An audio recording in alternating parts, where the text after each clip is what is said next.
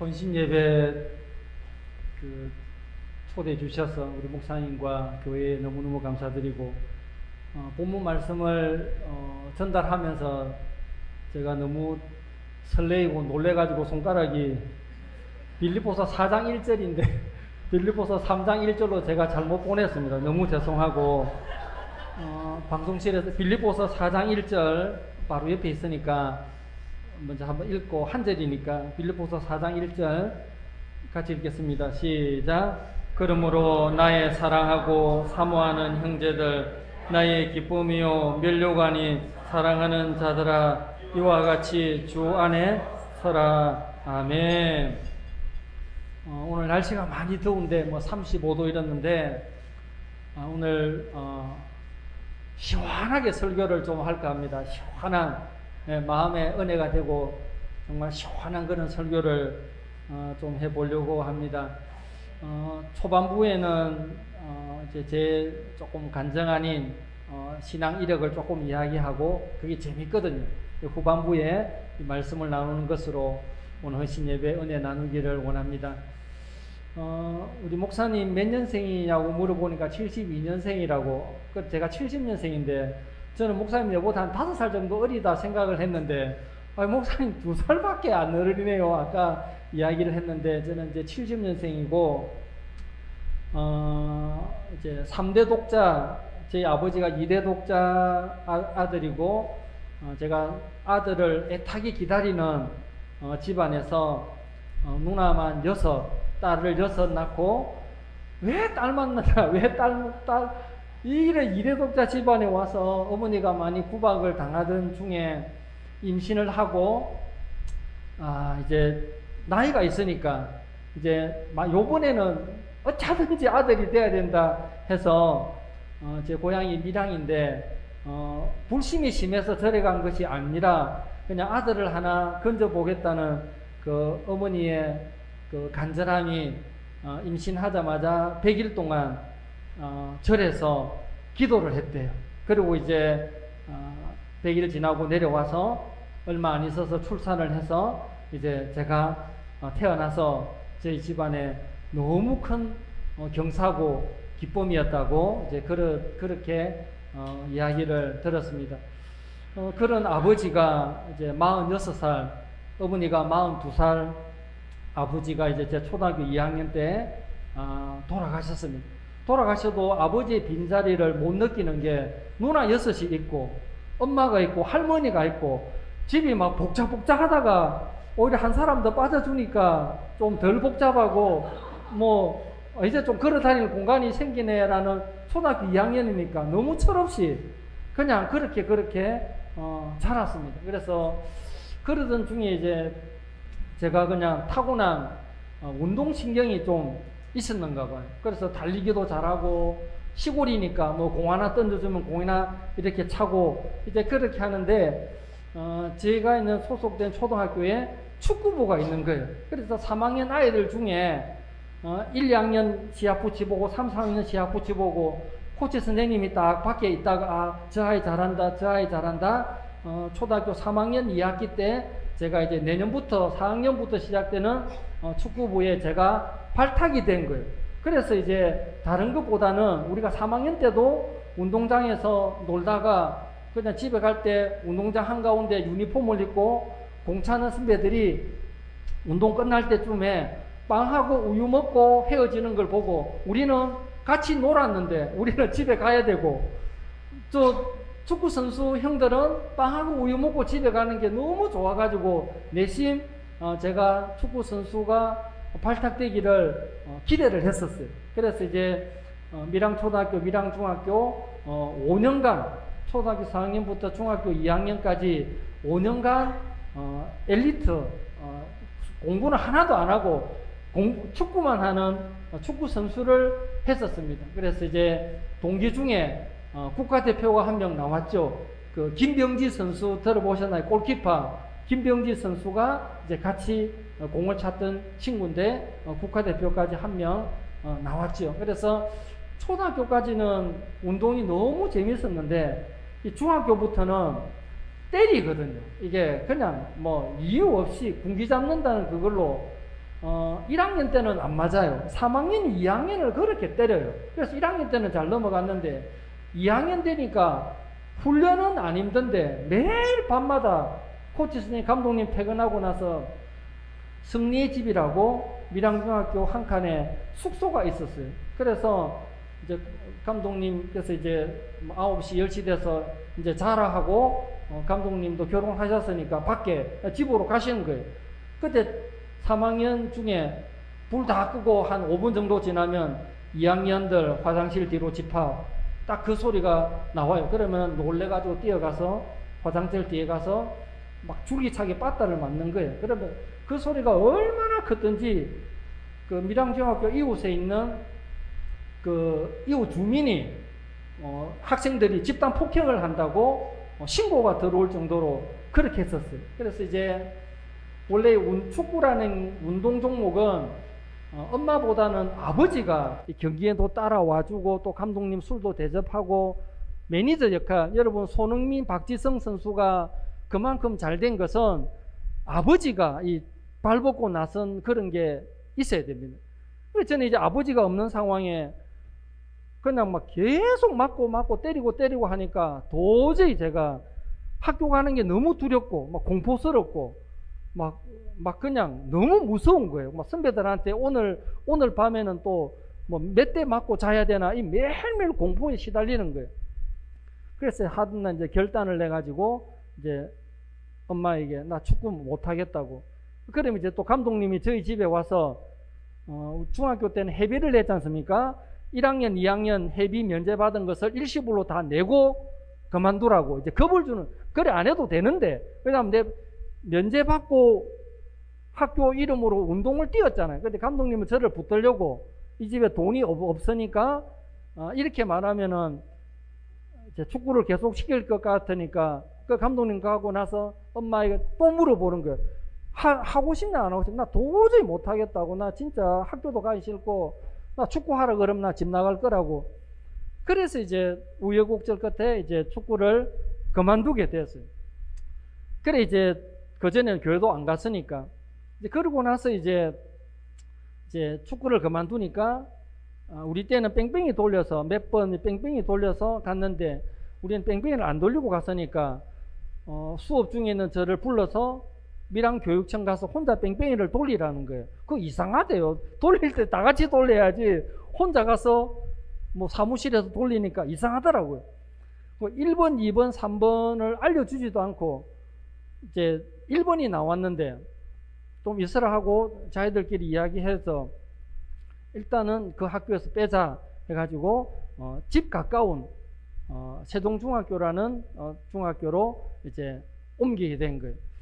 그리고 옮기니까 축구를 그만둔 거는 너무 좋은데 공부를 따라가려니까 너무 공부가 안 공부가 공립학교에 있다가 사립학교로 옮겼잖아요. 그러니까 우리나라에 뭐 예를 들어서 사회 과목이면 뭐 금성 출판사가 있고 뭐 출판사가 같은 과목이라도 책이 조금씩 달라요. 수업 들어오는 선생님마다 한 학교에서 전학을 왔다 하니까 수업 오시는 선생님마다 앞에 학교에서 어디까지 배웠냐 물어보는데 이걸 어떻게 합니까?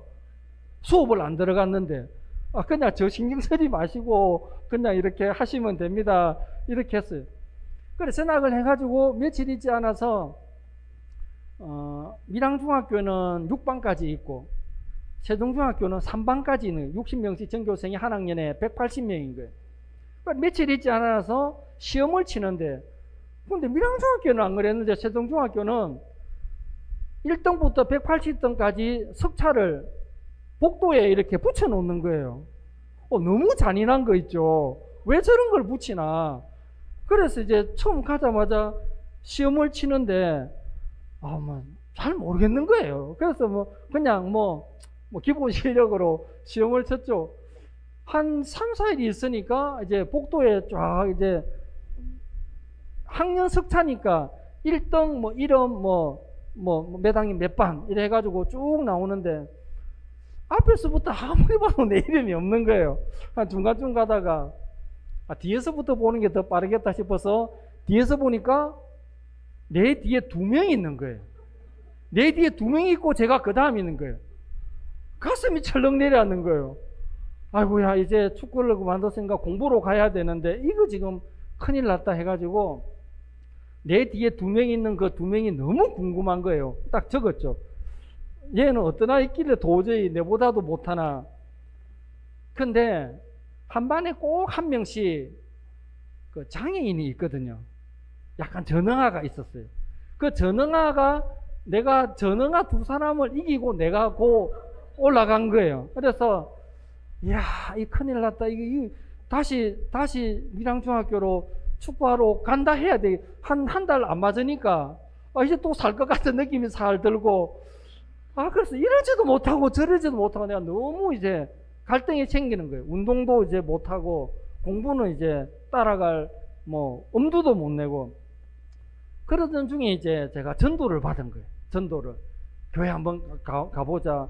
한번 가보는 거지 뭐. 그 이제 시골 교회는 저는 이제 고신척 교회에서 신앙생활을 했는데 제법 컸어요. 이렇게 시골이지만 조그만한 교회가 아니고 제법 컸어요. 그 제가 중학교 2학년인데 중학교 3학년 형이 저를 이제 전도해서 이제 데려간 거예요. 우리 이제 시골은 11시, 우리 그때 대예배라 했잖아요. 11시 대예배, 2시 학생 예배, 그리고 저녁 예배까지 한 30명 정도 아이들이 저녁 예배 찬양대를 서는 거예요. 저녁 예배 찬양대가 중고등부 찬양대인 거예요. 그래서 이제 오전 예배는 한 100명이면 저녁 예배는 130명이에요. 시골은 다 나오고 그 30명의 학생들이 더 나오니까 저녁 예배가 숫자가 더 많은 거예요. 그래 이제 우리 세신자니까 그 형이 가자 하는 대로, 그래 11시 예배니까 10시까지 자기 집에 오라고. 그래 이제 갔죠. 학생 예배가 있지만 시골은 당연히 대예배부터 시작을 하니까. 그래 이제 여러분, 전도하는 사람이 참 중요해요. 제일 첫 줄에 그 형이 제일 첫 줄에 앉았는가 봐요. 그 옆에 따라갔었어요. 뒤돌아보니까 줄이 한 40개 되는 거예요. 이걸 어떤 생각을 했냐면, 1년에 한 가지 뒤로 가는갑다. 1년 차 때 첫 줄, 2년 차 때 둘째 줄, 저 뒤로 보니까 한 40년 신앙생활 하면은 저 끝까지 뒤로 가겠네. 이래 생각을 했었어요. 그래, 첫날 대예배 드리고, 점심 교회에서는 안 먹으니까 이웃집에 가서 먹고, 또 학생 예배 한다는 거예요. 그 대예배는 너무 거룩하고, 이 중고등부 학생 예배는 또 다른, 중고등부 아이들끼리 있으니까 너무 좋은 거예요. 집에 누나들이 많이 있었지만 그 축구부의 그 짐승 같은 선배들만, 짐승만 버글버글하는 그 소굴에 있다가 이 중고등부에 오니까 말투가 왜 그래 상냥하고 말이 너무 이쁘고, 형제님 자매님 이러는데 내가 막 소름이 돋아가지고, 그러고 나서 이제 그 형이 또 저녁 예배까지 한다는 거예요. 그래 자전거 타고 같이 왔으니까 그 형 자전거 내 뒤에 타고 왔거든요. 그래서 또 같이 타고 가야 되니까 저녁 예배까지 한 번도 안 해본 사람이 그냥 내 옆에 앉아라 해가지고 성가대에 앉은 거, 첫날에 교회 온 첫날에 그 형 성가대 옆에 앉았어요. 그래 이제 찬송가가 없으니까 시골이니까 찬송가 이래 부르잖아요. 그 찬송가 하나 가지고 그 형이랑 나 이래 같이 부르는 거예요. 그때 이제 담임 목사님께서 한성기 목사님이신데 이래 보니까 낯선 아이가 찬송가를 이래 같이 하고 찬양을 부르는 거예요. 그래 이제 저 친구가 새로 오는갑다 하면서 이제 예배 마치고 나가는데, 이제 목사님께서 나가시면서 이 시신자에게 주는 비치용인지 뭔지 찬송가를 하나 들고 뒤에 뛰어온 거예요. 그러면서 이제 저를 보고, 오전에도 보이더니만 첫 줄에 앉았으니까 오전에도 보이더니만 저녁에는 여기 앉고, 그래 앞으로 신앙생활 잘 하라면서 찬송가를 주는 거예요. 요거 가지고 저녁 예배 때 앉아서 찬송을 불러라고, 성경책은 너가 돈으로 주고 사라고. 그렇게 좀 재밌나요? 시원하게 설교를. 그래서 이제 그거를 받고 나니까 다음 주부터 또 가야 되겠다는 이 목사님과 약속인데, 이제 그렇게 했는데 그 한 해의 형에게, 엄마끼리 친구거든요. 형, 내 교회 가는 거는 상관없는데 형도 알다시피 내가 100일 불공 들여서 낳은 아들 3대 독자인데 엄마한테 형 내 교회 간다는 말 절대 하지 마. 그러면 말만 안 하면 내가 교회를 갈 수 있다고. 한 4번 한 달 정도 교회를 갔어요. 한 달 정도 교회 가고 이제 엄마랑 아침에 밥을 먹는데 밥을 먹으면서 너 교회 가나? 이러시는 거예요. 간다 하기도 좀 그렇고 그 형한테 한 말도 있고 안 가는데 딱 잡아댔어요. 그러니까 엄마가 그럼 그렇지. 학교 가는 길에 형을 만났어요. 형, 내 교회 간다는 말 절대 하지 말했는데 왜 말을 했냐고. 엄마 오늘 내 교회 가냐고 물어보더라고. 나 이러면 나 교회 못 간다 하니까 나 말 안 했는데 그래도 진짜 말 안 했냐. 말 안 했다는 거예요. 이상하다. 그 다음날 또 밥을 먹는데 어제보다 더 확신에 찬 소리로 너 교회 가지? 어제 형하고 한 말이 있으니까 안 간다니까. 이상하다. 매일 밤에 요즘 죽은 아버지가 나타나서 아들 교회 가니까 교회 못 가게 해라고 아버지한테 계속 시달린다는 거예요. 그리고 내가 그 이야기를 교회 가서 전도사님께 우리 2시 예배 때 전도사님께 이 이야기를 했어요. 전도사님 나 교회 못 올 수 있다고. 돌아가신 아버지가 꿈에 엄마한테 나타나서 내 교회 가는 걸 알고 이런 일이 다 있다니까 그 전도사님께서 그 교회 간 지 뭐 한 달 조금 지났는데 우성아 앞으로 하나님께서 너를 크게 쓰실 것 같다고. 이거는 보통 애가 아니다.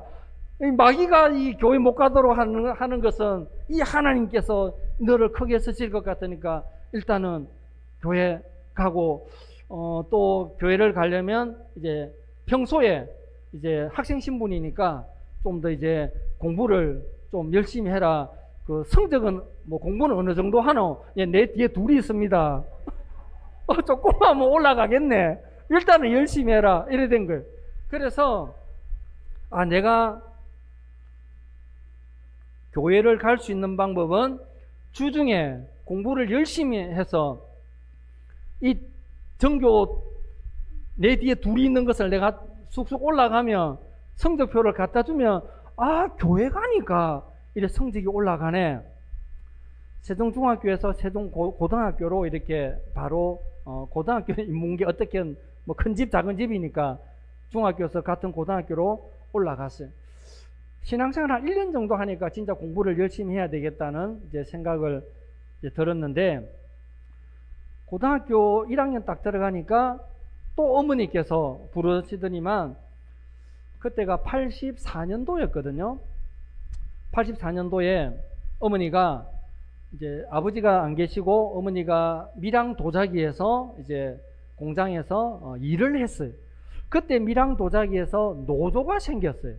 노조가 결성되면서 노조도 뭐 일을 해야 되니까 장학 사업을 한다고 전교에서 한 20등 안에 드는 성적표를 갖다 주면 학교에 공장에 제출하면 노조에서 그 전액 장학금을 준다고 어머니가 그 이야기를 하시는 거예요. 그래서 이제 신앙생활은 1년 했겠다.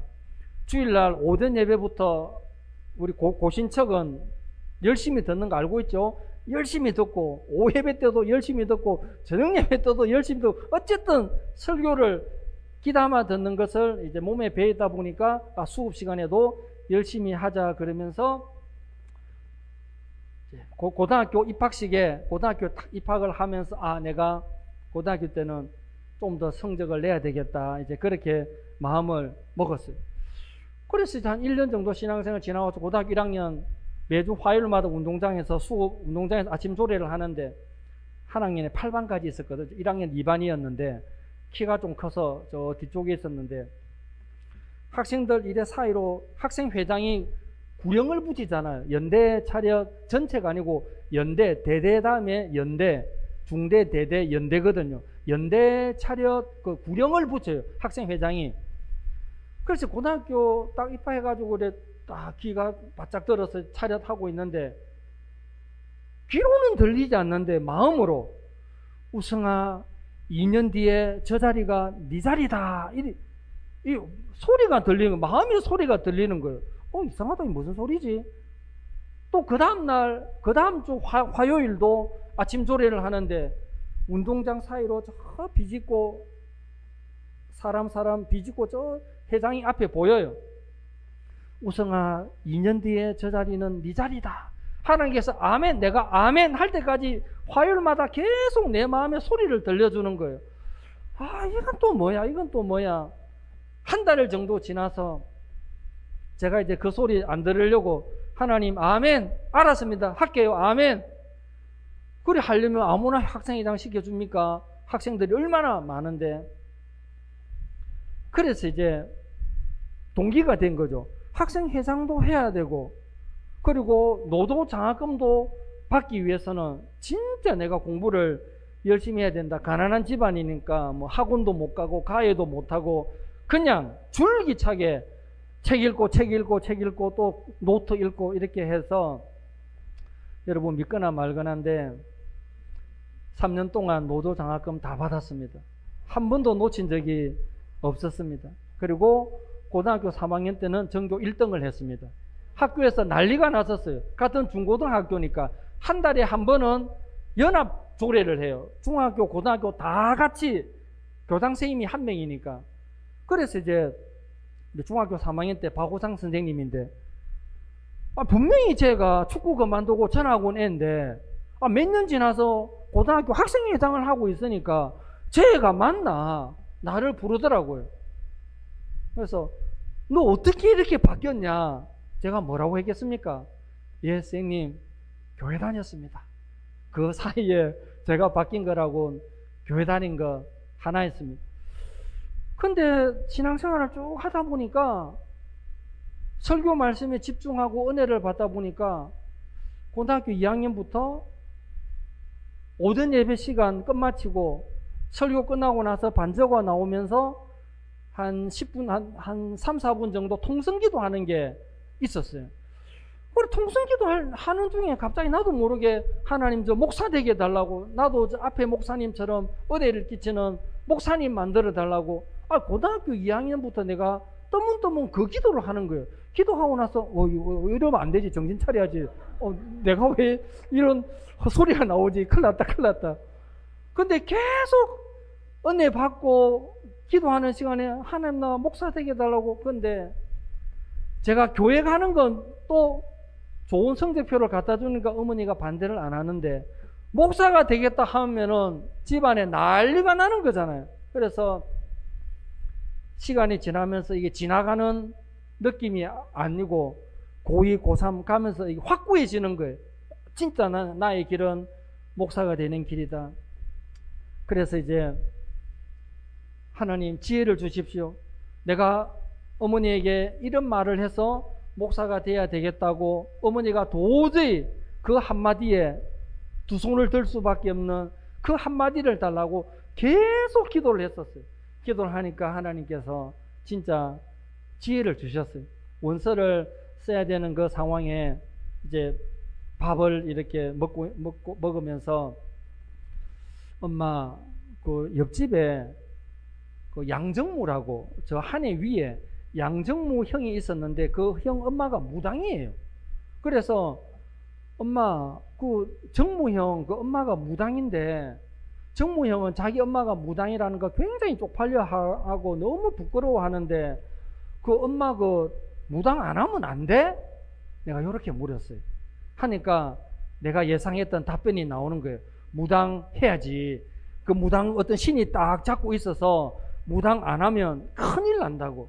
그 정무가 아무리 반대를 해도 그 무당을 해야 된다고 내가 원하는 답변이 나왔어요. 그래서 내가 이제 물을 한번 딱 마시고 나서, 엄마, 나 목사가 돼야 된다고. 무당보다 더 센 하나님이 나를 붙들어서 나는 목사가 안 되면 나는 죽을 것 같다고. 엄마가 얼굴이 노래지는 거예요. 그러고 나서 이제 학교로 갔는데, 그날 이제 결혼해 누나들 있잖아요. 누나 6이니까 대구, 뭐 김해, 부산 자영들까지 다 호출 다 불러들이는 거예요. 아무도 교회를 안 다니니까. 그래서 이제 막 집에 와서 하면 내한테 앉혀놓고 네가 어떤 애인데 뭐 계속 말을 하는 거예요. 나 그냥 가만히 있었죠. 가만히 있고 나서 이제 누나들의 결론이, 우성이 고집을 못 꺾으니까 유일한 방법은 그냥 등록금 대주지 말라며. 등록금 안 대주면 지 어떻게 살아갈 건데, 지 갈 길 알아서 해라며. 이래 이제 결론이 난 거예요. 지금처럼 국가장학금이 있는 게 아니고 그때는 생돈을 다 내야 되니까. 그래서 부산신학교에 입학원서를 딱 냈어요. 입학원서를 내면서 거기 행정실에 혹시 여기 입학생 중에 장학금이 있냐고 하니까 전체 수석 한 명에게 장학금을 준다는 거예요. 그 꿈이 이제 전체 수석이 돼야 되는 거예요. 전체 수석이. 우리 때에 정원이 한 75명 이 정도였거든요. 근데 이제 입학생은 많이 있으니까, 야, 이게 되겠나? 이게 신학교는 굉장히 똑똑해서 소명을 받아가지고 좋은 대학 안 가고 오는 애들이 가끔씩 있거든요. 그래서, 궤도를 뚫어야 되는데 싶으면서 이제 또 열심히 공부하고 이제 시험을 이렇게 쳤어요. 시험을 치고 나서 밀양에서 부산까지 지금은 뭐 컴퓨터 뭐 전화 알 수 있는데 그때는 직접 가야 돼요. 직접 가서 벽에 이렇게 붙어 있는 그걸 확인해야 돼요. 그래서 신학교 딱 가서 보니까 합격자 명단 쭉 나오고 옆에 크게 전체 수석 정우성 이렇게 딱 써져 있는 거예요. 하나님께 영광을 돌립니다. 그래서 이제 어머니에게 전체 수석 이거 보여주고 돈 한 푼도 안 줘도 된다고. 그런데 한 푼도 안 주는 걸 떠나서 불신 가정이니까 또 등록금만 면제받았지 생활비는 저는 밀양에서 왔다 갔다 해야 되니까 부산에 뭐 차비도 있어야 되니까 그래서 내가 1학년 때부터 전도사를 나갔어요. 그때 나이가 몇 살이냐? 22살 때부터. 우리 아들이 27이고 우리 딸이 30살이거든요. 근데 내가 22살에 전도사 나갔다 생각을 하니까 아찔한 거예요. 그때는 뭐 이 정도면 하겠네 싶어도 지나고 보니까 그래서 그때는 이제 15만 원을 받았어요. 15만 원을 받아가지고 어머니에게 5만 원씩 줬어요. 그냥 아예 감동을 받으라고 5만 원씩 줬어요. 어머니가 얼마나 놀랬겠어요. 예? 다른 애들은 대학 가면 막 돈이 얼마나 드는데 나는 돈도 안 들고 5만 원씩 주니까. 그래서 22살에 갈 수 있는 교회가 조그마한 개척교회, 지금 제가 이렇게 다대 사주구에서 섬기고 있는 그 개척교회에 그때는 개척교회라도 아이들이 많았어요. 그래서 이제 전도사가 필요하다 해가지고 제가 이제 갔었는데 어른이 이제 10명이었어요. 어른이 10명인데 아이들이 한 30명 되는, 옛날엔 그랬거든요. 한 2년 정도 사역을 하니까 내가 좀 지친 거예요. 이게 막 10명 예배 드니까 내가 좀 지치고 또 한 2년 정도 임상훈련을 받다 보니까 조금 더 한 단계 점프를 하고 싶은 거예요. 그래서 일단 제가 목사님께 사표를 냈습니다. 왜? 목사님 제가 다른 교회로 가야 되겠습니다. 갈 교회는 정해놨나? 정해놓지 않았습니다. 갈 교회 정해놓고 가라. 그거는 인간적인 방법인가? 일단은 사임하는 게 맞고 사임하고 나서 그냥 기도하고 제가 찾아가겠습니다. 그러니까 와 정전도사 대단하네. 어째 그런 용기가 있노? 저는 먼저 사임하겠습니다. 사임하고 나서 새벽기도 가면서 하나님 어떤 교회를 가야 될까요? 하나님 그냥 나에게 기도 제목을 주십시오. 그렇게 다 기도를 하면서 제가 3가지 기도 제목에 기도를 했었습니다. 첫 번째는 10명 있는 교회에서 2년 했으니까 이제 100명 있는 교회로 좀 하고 싶더라고요. 그래서 이제 교회 사이즈는 100명. 그리고 이제 제가 밀양에서 왔다 갔다 하니까 안 되니까 교회에서 사택을 주는 교회. 여러분 저 시골에는 남는 게 방이라서 전도사님에게 다 사택을 줍니다.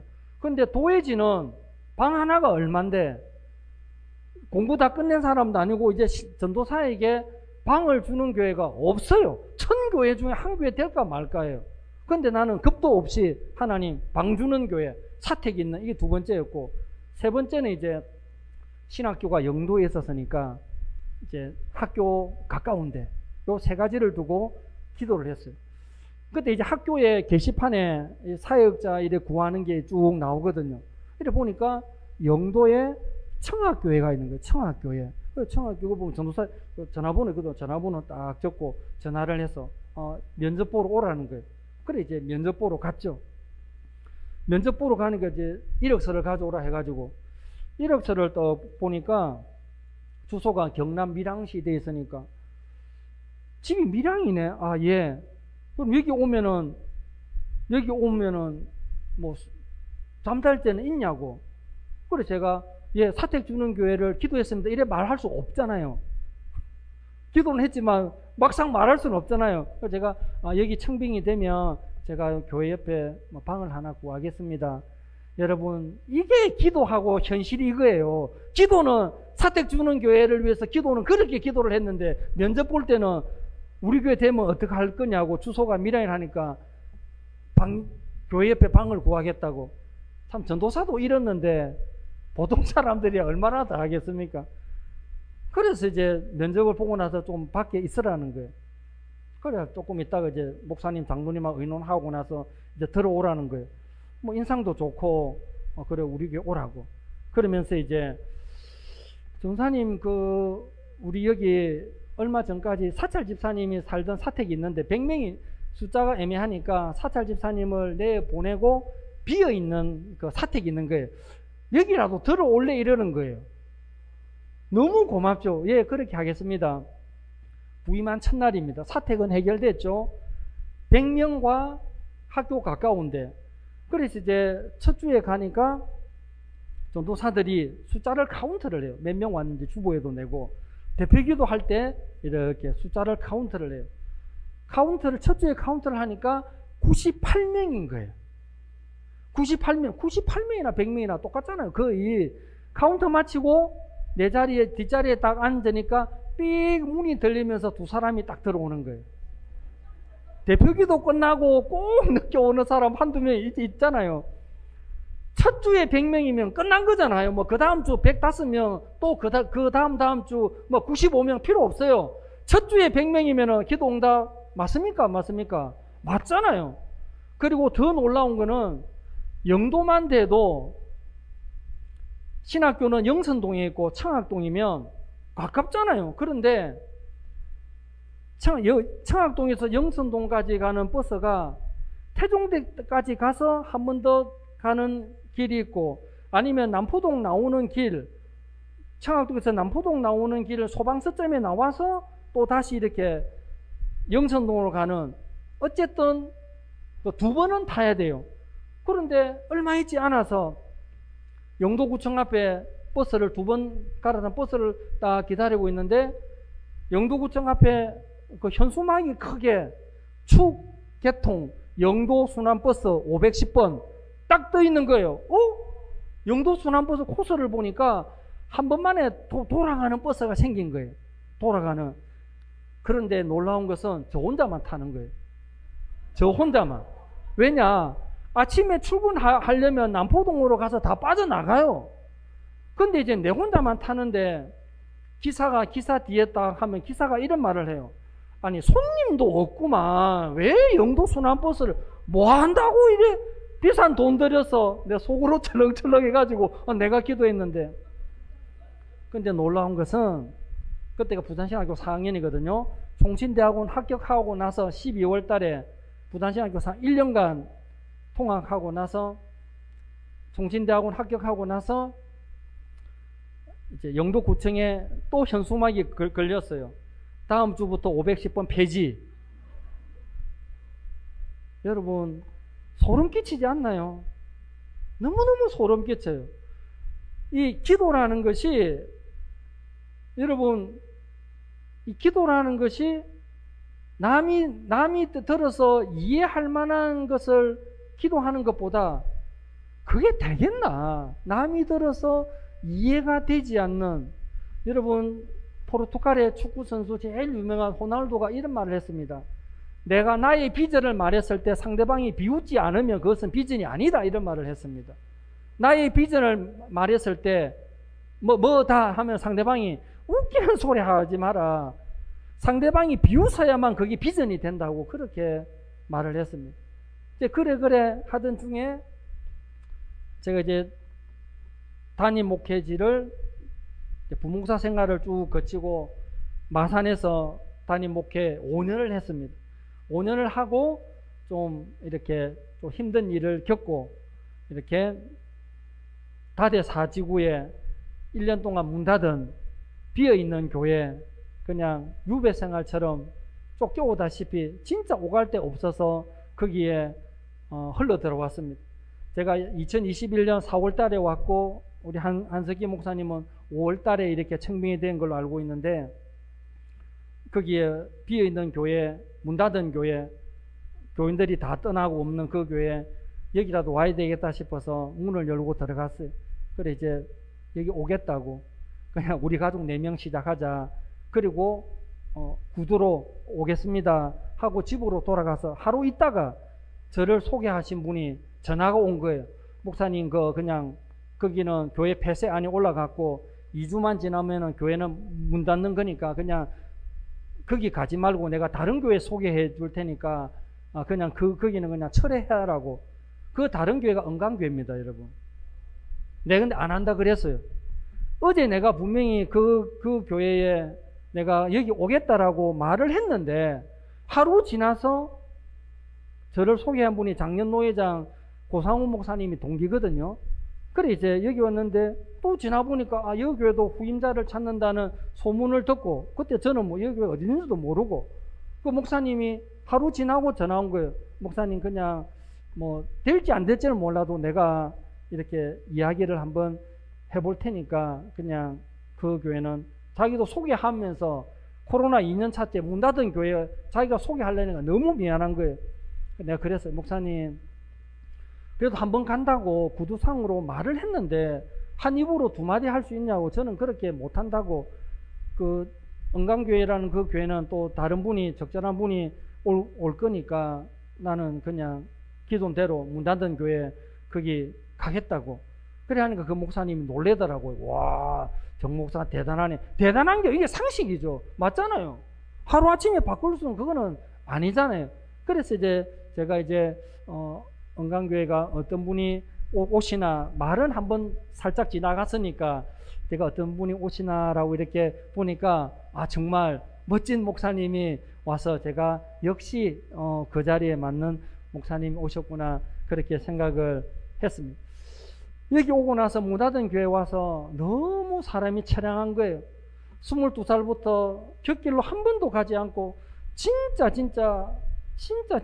성경 많이 읽고 책 많이 읽고 영어 공부 열심히 하고 1등하고 또 1등하고 계속 엘리트 코스를 밟다가, 하나님, 나도 당대 신앙이고 집사람도 당대 신앙이고 이 둘 다 당대 신앙이라서 이렇게 어려움이 있냐고. 문 닫은 교회 와서 어딘지 압니까? 다대 사지구 그 다송 아파트 건너편에 1층에 농심가 숲이고 3층 태권도장이고 4층이 교회인 그겁니다. 처량한 거예요. 아무도 없는 데서 예배를 드리려고. 그러니까 그래서 제가 하나님께 기도를 했어요. 하나님, 이곳이 하나님의 성전이 맞냐고. 지하는 떡방앗간이고 슈퍼가 있고 미용실이 있고 태권도장이 있는 이 복합 건물이, 이것이 교회가 맞냐고. 하나님, 진짜 교회가 맞냐고. 교회가 맞으면 교회가 맞다는 증거를 보여달라고. 내가 너무 답답해서 그렇게 기도를 했었어요.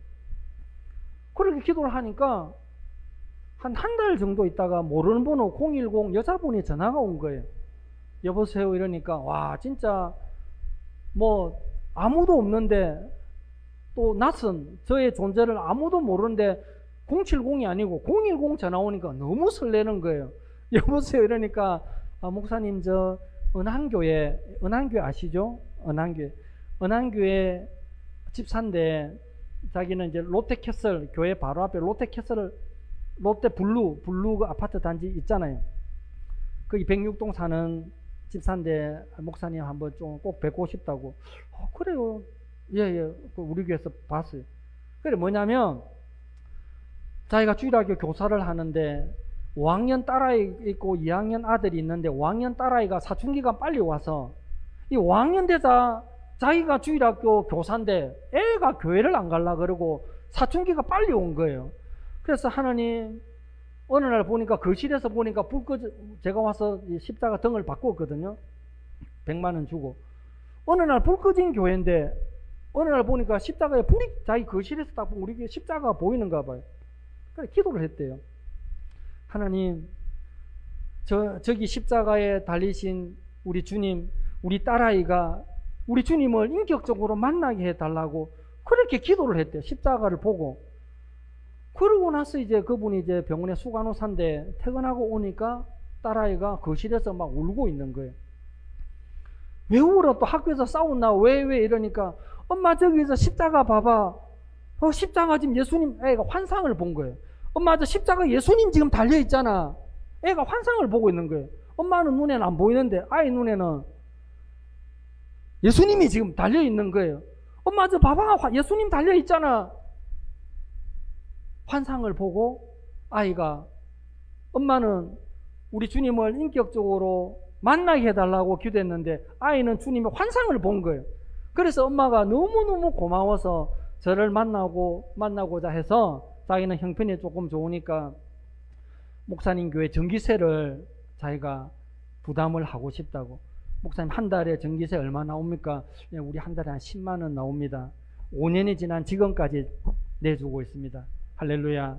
그래서 나는 하나님께 이 상가 건물이라도 이게 하나님의 전이 맞냐고 나는 그래 기도를 했는데 또 그 집사님은 또 다른 기도의 제목으로 기도를 했는데 그것이 이루어지면서 여기가 이곳이라도 하나님의 전이 맞구나 라고 그렇게 생각을 하면서 지금 이제 5년이 흘러왔습니다. 5년 동안에 청빙이 4번 있었는데 1년에 한 번씩 이상하게 청빙이 있더라고요. 이력서 넣어봐라가 아니고 말은 다 해놨으니까 내가 가면은 가는 거예요.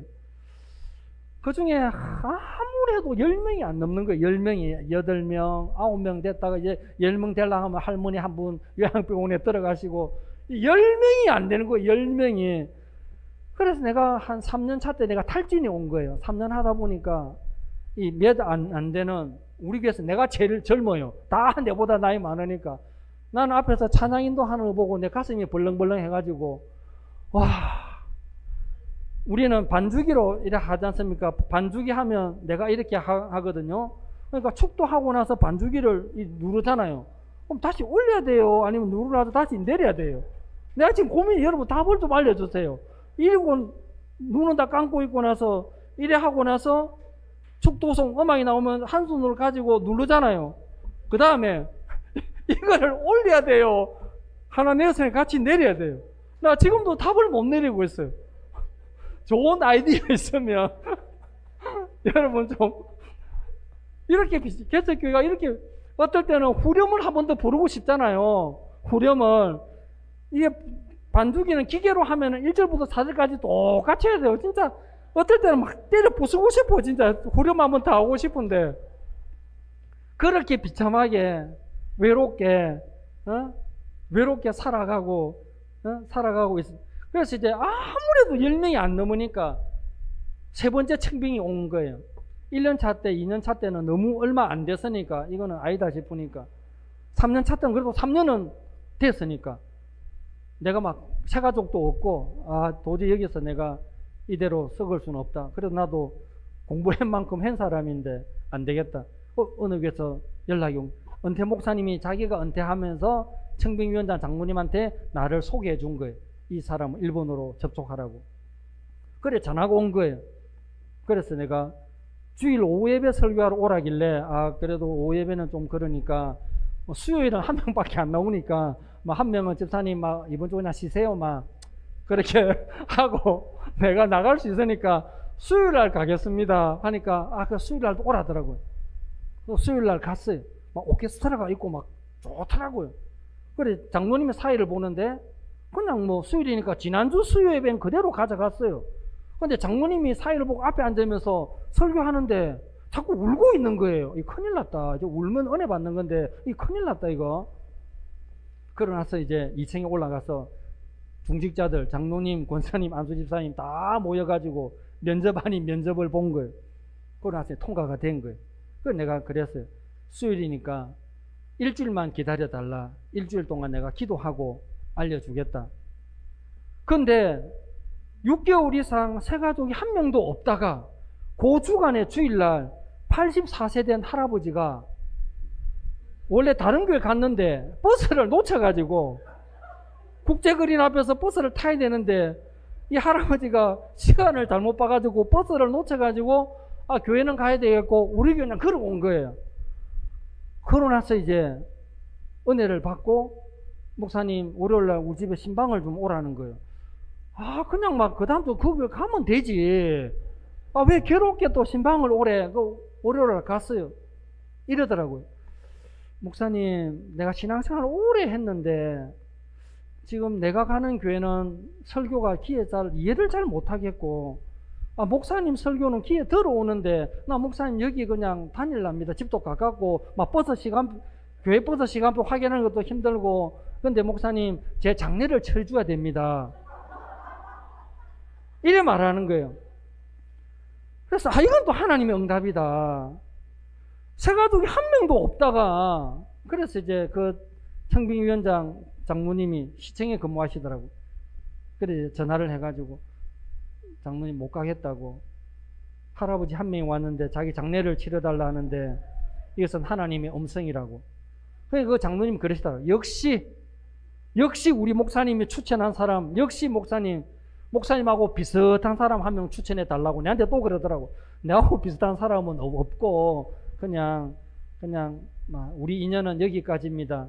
그러면서 내가 하나님께 기도했어요. 하나님, 내가 이 교회 이제 안 떠날 테니까 하나님 그냥 10명만 넘겨달라고. 하나님 10명이 어렵냐고. 홍해를 갈랐다면서요. 만나와 메추라기로 먹여주셨다면서요. 반석에서 물을 냈다면서요. 100명도 아니고 10명도 하나님 거 안 되겠냐고. 진짜. 그러니까 이제 새 가족을 조금 더 보내주셔서, 그래 이번 주에 20명, 지금 우리 20명입니다. 남들은 막 20명 한 구역밖에 안 되겠구만.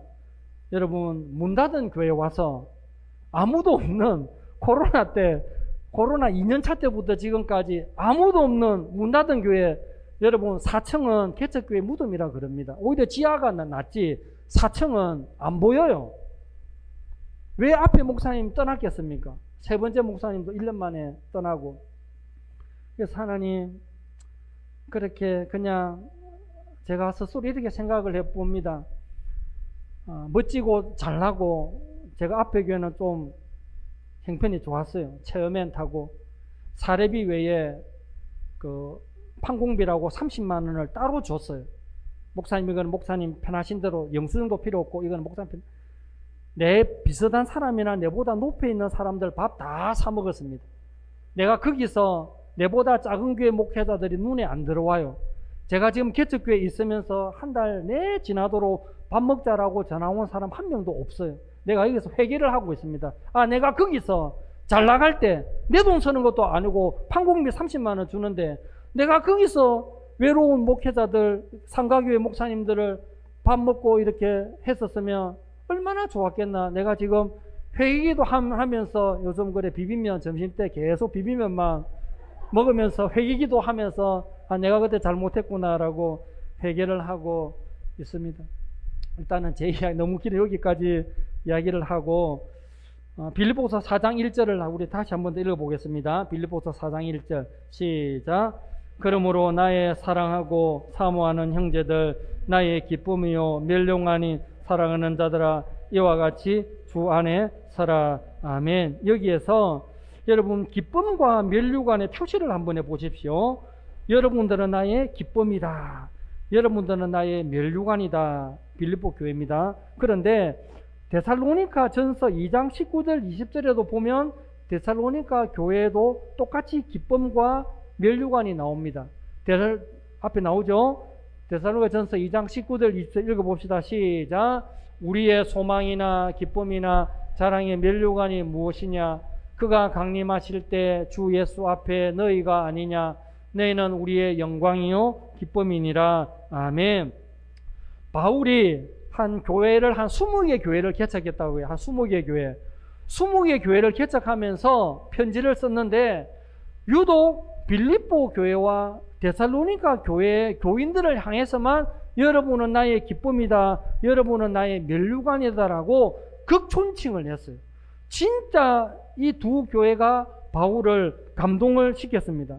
그러면 후대에 성경을 읽는 성도들로 하여금, 아니 빌립보 교회와 데살로니가 교회가 어떻게 사역을 했길래 바울이 여러분은 나의 기쁨이다, 여러분은 나의 면류관이다, 딱 두 교회만 그런 말을 했는가? 그런데 정작 빌립보서와 데살로니가서에서는 그 이유가 나오지 않고 다른 성경에 이 두 교회를 언급하면서 그 이유를 밝히고 있습니다. 여러분, 빌립보와 데살로니가는 도시인데, 이 도시를 넘어서는 것이 지역인데, 이 두 교회가 마게도니아 지역에 있는 도시가 빌립보 교회와 데살로니가 교회입니다. 여러분, 문제 많은, 파벌이 있고 싸움이 많았던 고린도 교회에 편지를 하면서 바울이 이 두 교회를 좀 본받아라, 이 고린도 교회 성도들아, 이 두 교회를 본받아라 하면서 한 말이 있습니다.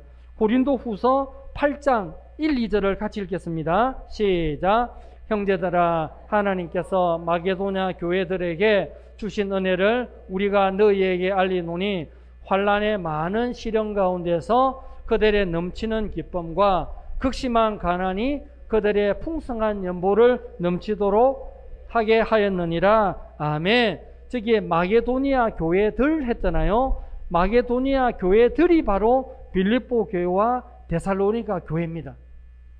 그래서 저기에 나타나는, 고린도 후서에 나타나는 최초에 감동받은 것이 뭡니까? 환난의 많은 시련 가운데서 그들은 넘치는 기쁨이 있었고 극심한 가난이 있었지만은 풍성한 연보가 있었다는 겁니다. 이 두 개를 동시에 우리가 똑같이 하자는 뜻은 아닙니다. 지금 우리가 처해 있는 그 상황 속에서 여러분 보십시오. 환난의 많은 시련이 있으면 넘치는 고통이나 넘치는 근심거리, 넘치는 아픔이 있어야 되는데 넘치는 기쁨이 나옵니다. 극심한 가난이 있었다면 보잘것없는 연보나 형편없는 헌금, 이게 맞습니다. 그런데 그들은 상식을 뛰어넘었다는 것입니다. 우리도 그래 하자는 말은 아닙니다. 각자 처해 있는 형편에서 하나님을 감동시키자는 겁니다. 내가 어떻게 할 때 하나님을 감동시키는가 스스로 확인을 해 보자는 겁니다. 이제 결론적으로 빌립보 교회와 데살로니가 교회가 실제로 마게도니아 지역에 있었는지 성경에 나와 있는데 한번 확인해 보겠습니다. 먼저 빌립보가 마게도니아에 있었는지 사도행전 16장 11절 12절 읽겠습니다. 시작.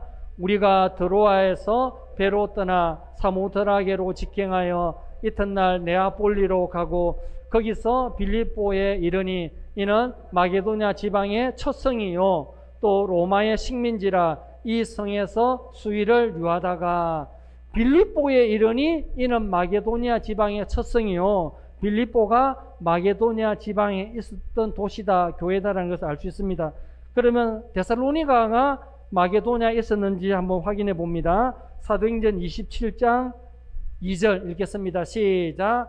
아시아 해변 각처로 가려 하는 아드라무테노 배에 우리가 올라 항해할새 마게도냐의 데살로니가 사람 아리스타고도 함께 하니라. 마게도니아의 데살로니가 사람, 이해되죠? 사구의 장림동 있잖아요. 그래서 큰 지명이 나오고 뒤에, 그래서 빌립보 교회와 데살로니가 교회가 마게도니아 지역에 있는 교회다는 것도 확인을 했습니다. 여러분, 바울이 신앙생활을 하면서 많은 교회를 세웠고 많은 사람을 만났지만 바울에게 있어서 후대에 편지를 쓰면서 여러분은 진짜 나의 기쁨이라고, 여러분은 진짜 나의 면류관이라고 기억에 남는 교회는 데살로니가와 마게도냐, 데살로니가와 빌립보 교회라는 것입니다.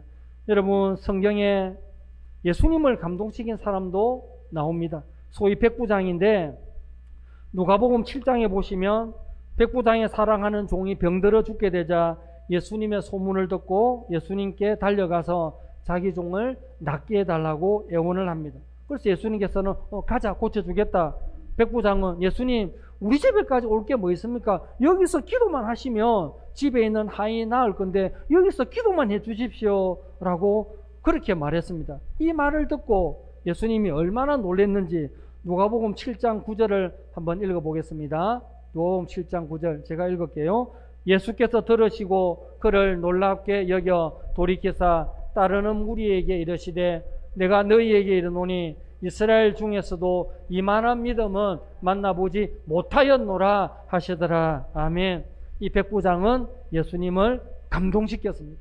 빌립보 교회와 데살로니가 교회는 극심한 환란이 있었지만 기쁨이 넘쳤고 너무너무 생활고에 어렵지만 최선을 다해서 하나님 앞에 기쁨으로 연보를 드린 이것이 바울을 감동을 시켰습니다. 오늘 마지막 시대에 우리가 살아가고 있습니다. 교회 다닌다고 말하기가 부끄러울 정도로 참 이렇게 기독교가 힘을 잃어가고 있는 이때에 오늘날도 마지막 때에 믿음을 보시고 믿는 자를 찾는다고 우리 주님은 말씀을 하셨습니다. 오늘 헌신의 재단을 쌓는 삼예전도의 회원들과 이 자리에 함께한 우리 성도님들, 정말 우리가 주님을 믿는 그날까지, 주님을 만나는 그날까지 우리의 생활 속에서 예수님을 감동시키는 그런 귀한 신앙생활을 해 가시기를 주님의 이름으로 축원합니다.